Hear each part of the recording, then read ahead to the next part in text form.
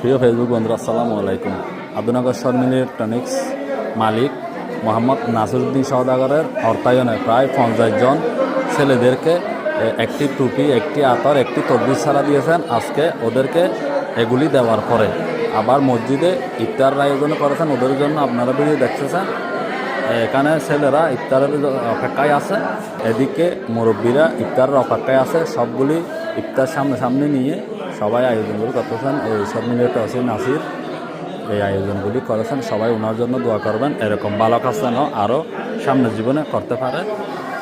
ওকে, সবাইকে ধন্যবাদ। ভিডিও দেখে ভালো লাগলে শেয়ার করে দেবেন।